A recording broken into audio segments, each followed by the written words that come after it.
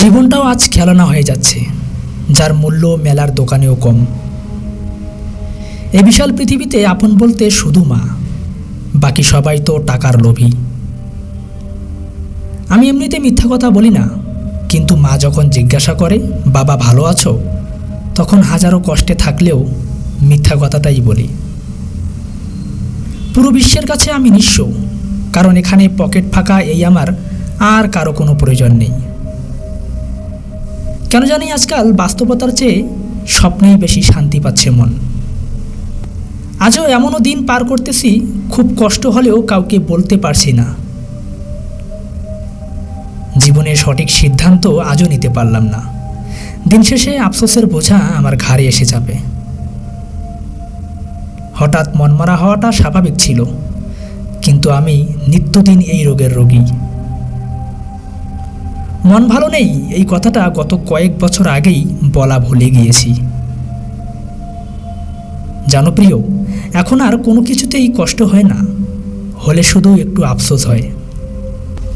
আমার কাছে শান্তি আর সুখ বলতে এখন কষ্ট আর দুঃখেই আপন।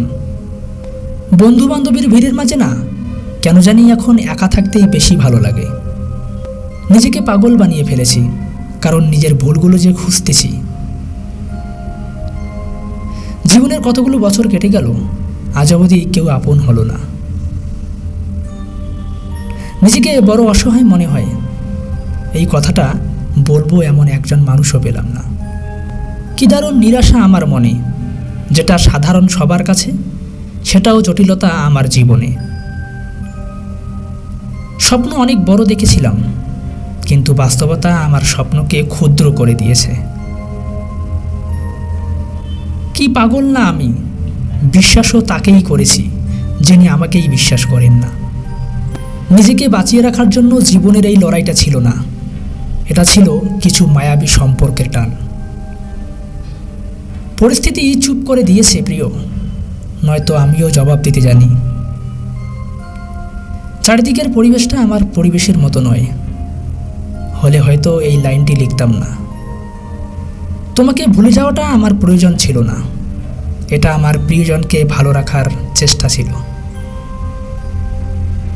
ভেবো না শুধু তুমি কান্না করেছ, তোমার আমার বিচ্ছেদ আমাকেও কাঁদাতে ছাড়েনি। কেন জানি প্রেমের গল্পটা মাঝপথেই থেমে গেল এক বুক হাহাকার নিয়ে। প্রথম দিনে দেওয়া আজীবন বুকে থাকার ওই প্রতিশ্রুতিটা রাখতে পারলাম না প্রিয়। শুধু ভালোবাসি এতটুকুই জেনেছ, কেমন অবস্থানে ভালোবেসেছি এটা জানোনি। যাকে প্রিয় মনে করে বেঁচে থাকার একটা আনন্দ পেয়েছিলাম, সেও টাকার দেওয়ালে আমাকে ইস্তফা দিয়ে গেছে।